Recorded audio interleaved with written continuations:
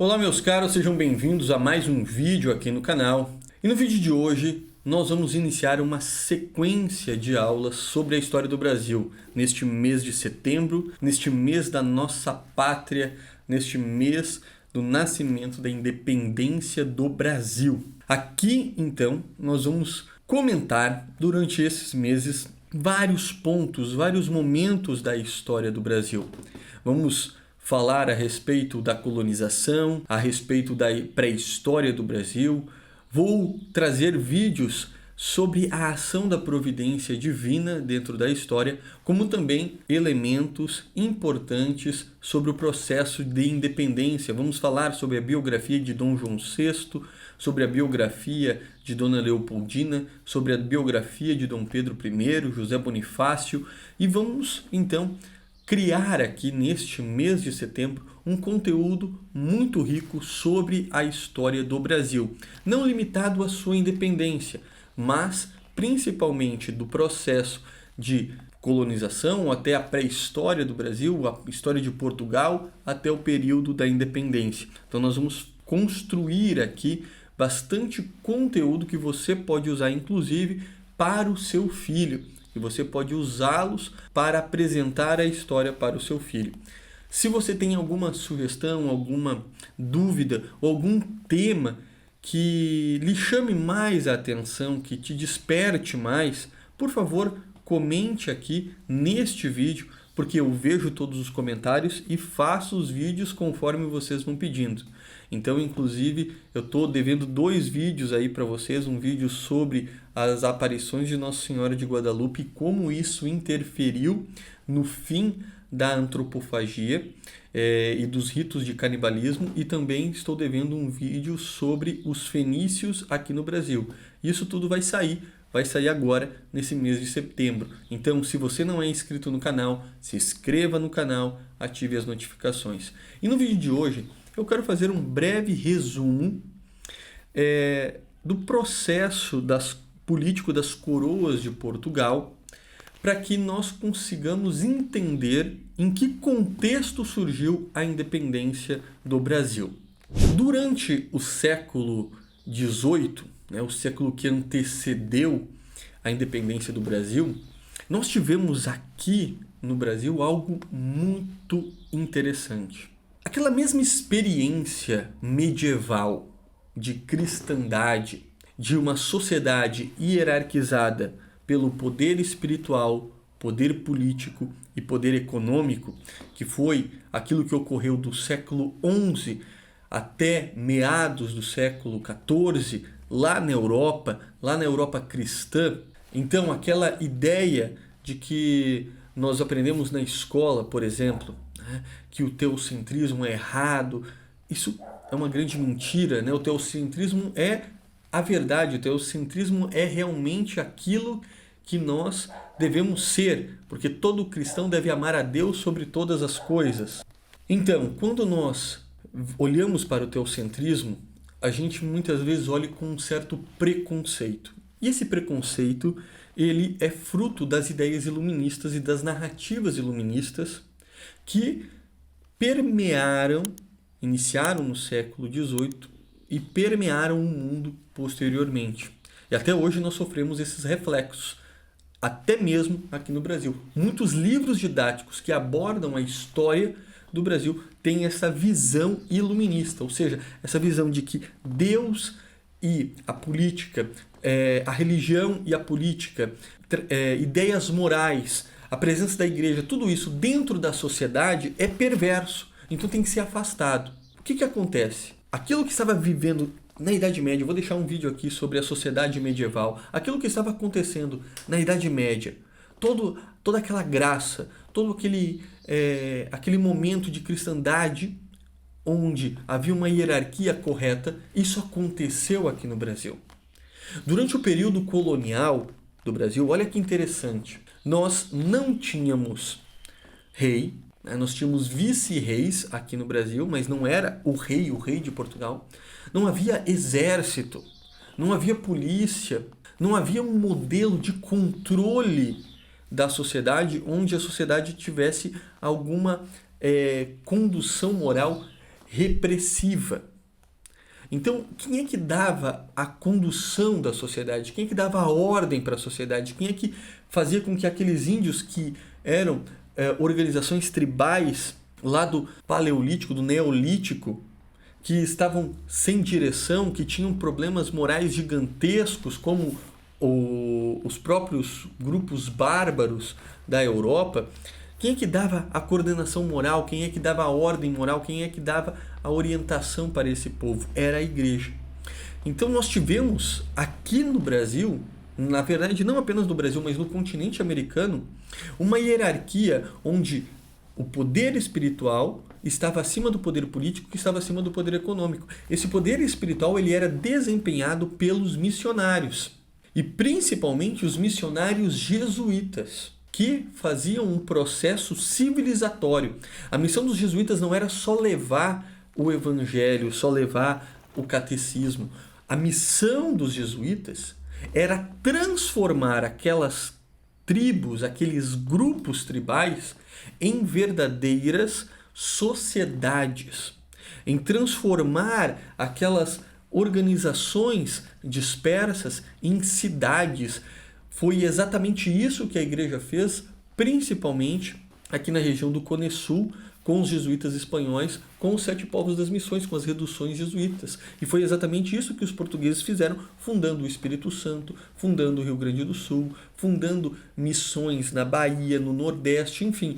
Então era uma sociedade onde o poder espiritual baseava toda a regra moral e toda a linha de ação das pessoas. Então era a lei da igreja, era os mandamentos de Deus, não era uma imposição política, não era um poder absoluto, não era um poder econômico que guiava, e sim esse princípio espiritual. Claro que não é perfeito, porque a única coisa perfeita que vai existir no mundo é o céu. Então não era um local perfeito, havia grandes problemas, havia escravidão, havia muitos colonos que escravizavam os índios, que inclusive perseguiam os padres jesuítas para pegar os índios. Era uma coisa terrível que acontecia aqui por parte de alguns bandeirantes.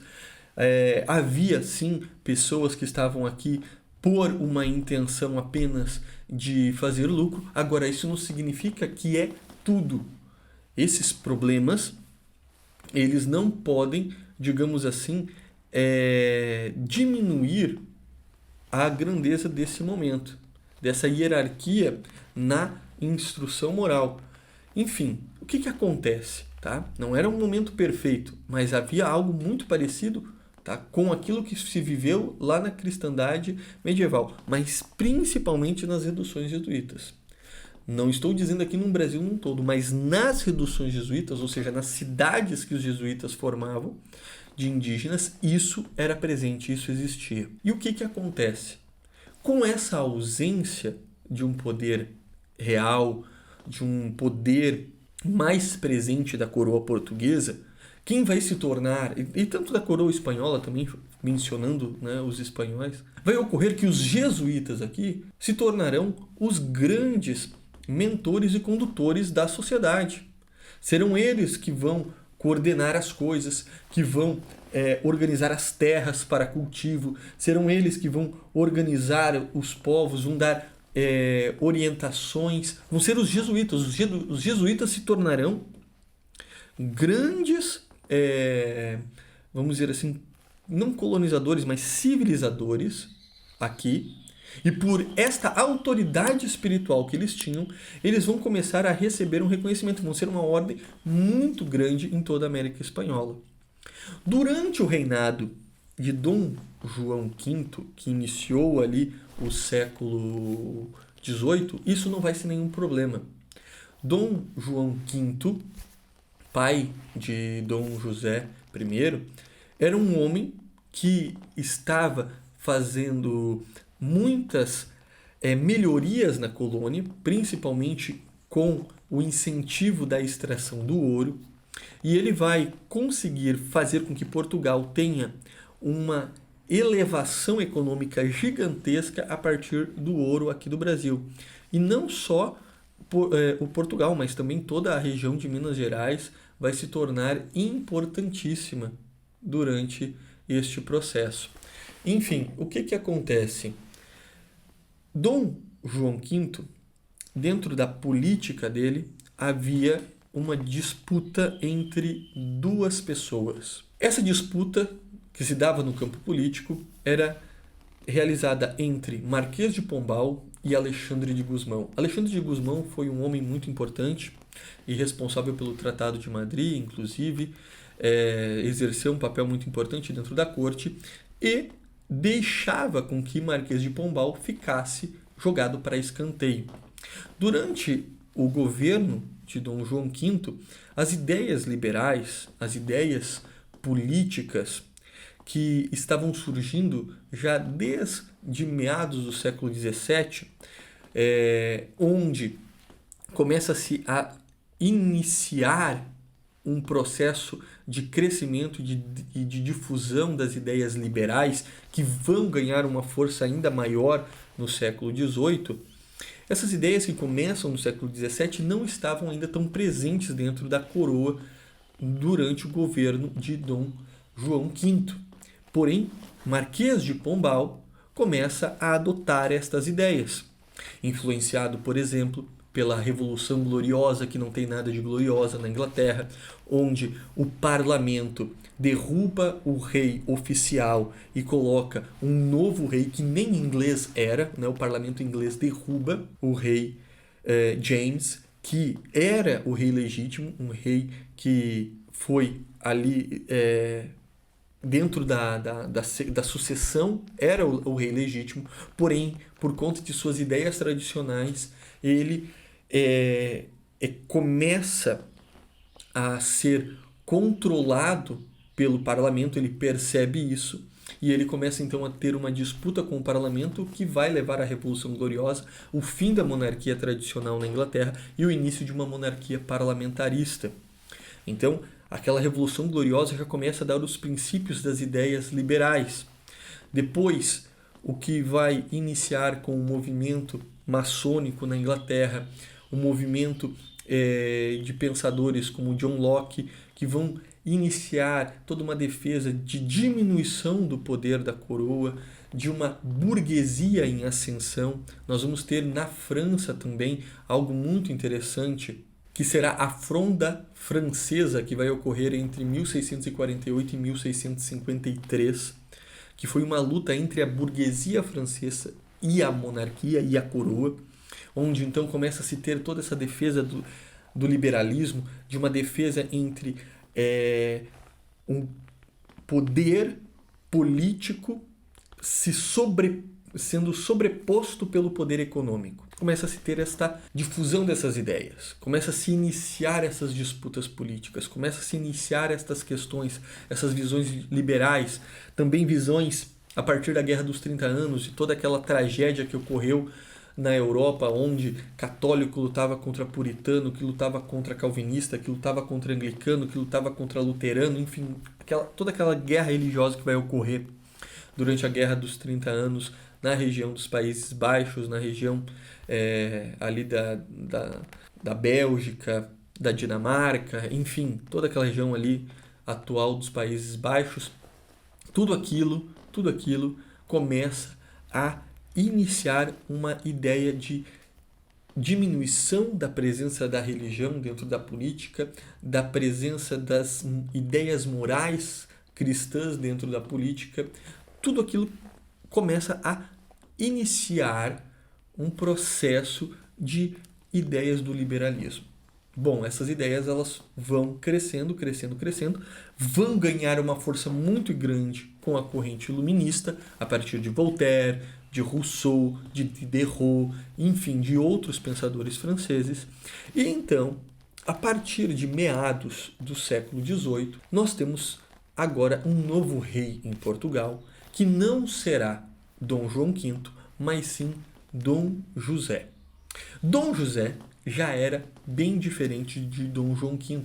Ele já tinha um princípio reformador, é conhecido em Portugal, né? Inclusive na História de Portugal de João Ameal, que inclusive eu indico a leitura a todos vocês.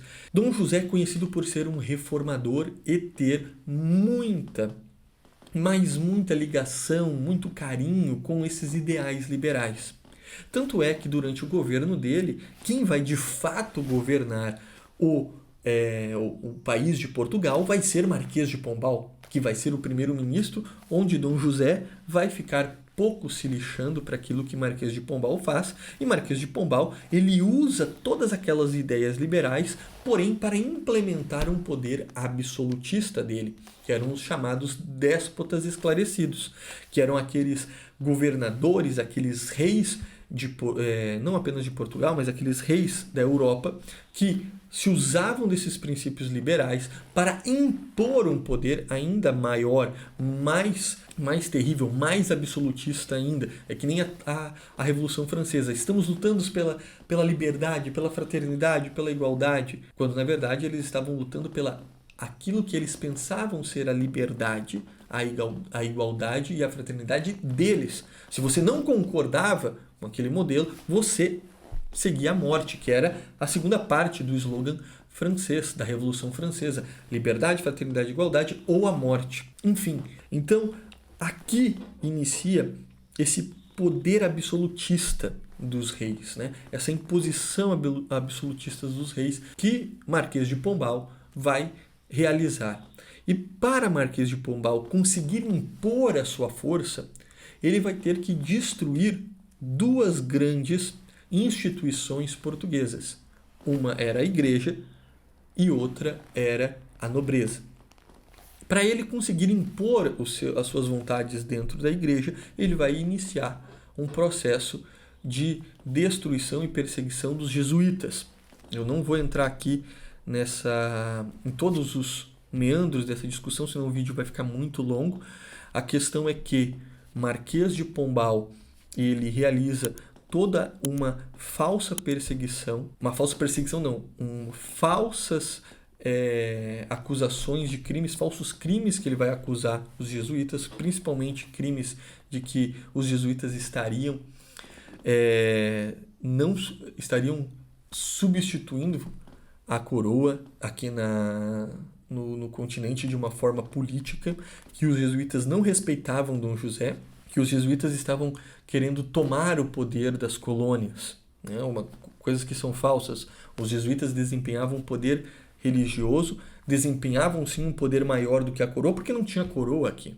Mas não que isso era de objetivo dos jesuítas controlar o Brasil e tomar o Brasil de Portugal. Isso é um grande mito, uma grande mentira. Então o que acontece?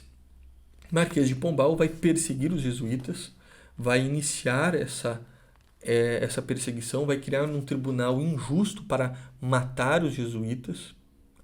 E a mesma coisa ele vai fazer com a nobreza a partir da família Távora, que ele vai perseguir e matar os Távoras. Então assim ele vai conseguir usar esses dois exemplos para que todo mundo se cale diante das maluquices que ele começa a fazer. A principal maluquice é iniciar uma reforma em toda a coroa portuguesa, colocando os ideais liberais em todos os âmbitos da coroa, na política, na educação, na sociedade, todos aqueles princípios maçônicos, republicanos, liberais, aqueles princípios de exclusão da moral da igreja, da sociedade, começam a ser implementados por Marquês de Pombal. Inclusive ele vai criar uma reforma educacional gigantesca, é ovacionado por todos os cursos de história da educação, de pedagogia, que mencionam como Marquês de Pombal aquele homem que dá espaço para a liberdade das ideias, porque até então a educação ela era toda da igreja. Enfim, Marquês de Pombal ele realiza todas estas maluquices, realiza a prisão de vários jesuítas, a tortura de vários jesuítas, a tortura de vários nobres, enfim, faz coisas horríveis. Veja, o que acontece? Isso nós estamos ainda no século XVII, perdão, no século XVIII, antes do século XIX, do século da independência. Depois de Dom José, quem vai assumir vai ser Dona Maria I.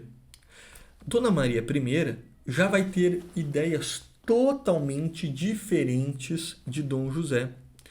Inclusive, ela é apelidada pelos historiadores iluministas de maneira pejorativa de como Dona Maria a Louca. Inclusive nas novelas do Brasil, nos filmes, sempre retratam ela como uma mulher maluca que saía com uma arma querendo matar, que ela delirava, enfim.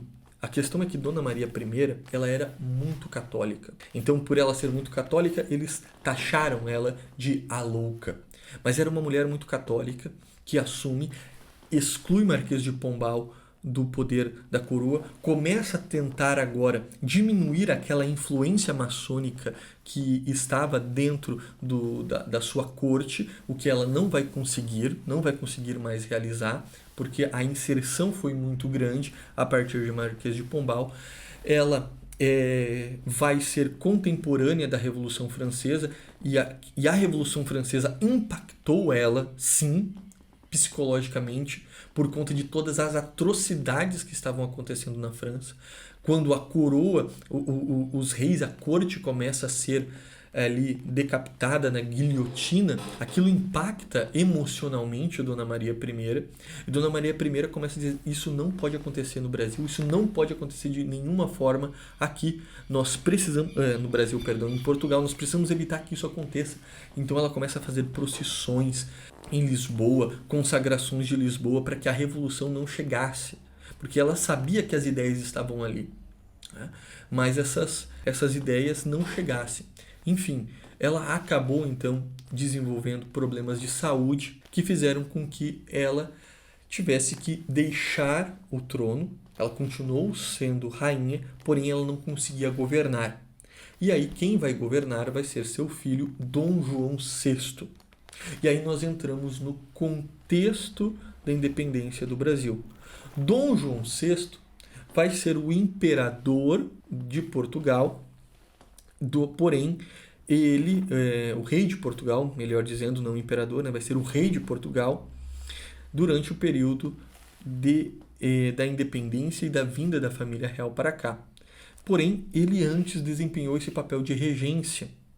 E ele será regente de Portugal quando Napoleão irá tentar invadir o território. Para nós falarmos, então, de Dom João VI, de Napoleão e da vinda da família real para cá, que isso aqui também interfere muito no contexto da nossa independência, eu vou gravar um novo vídeo para vocês, tá certo? Se vocês gostaram do conteúdo que foi explicado aqui, desse contexto geral, é um resumo, gente, aqui. Claro que tem vários cortes, vários pontos que foram omitidos aqui por conta do vídeo não ficar muito grande, mas o objetivo é trazer um contexto para vocês sobre a independência do Brasil. Então nós estamos passando esse contexto da coroa e das ideias que começam a permear a sociedade a partir daqueles eventos na Europa que vão influenciar dentro da coroa, que vão influenciar também o Brasil. Tá bom, gente? É isso. Espero que vocês tenham gostado. Um forte abraço, Deus abençoe e fiquem com Deus.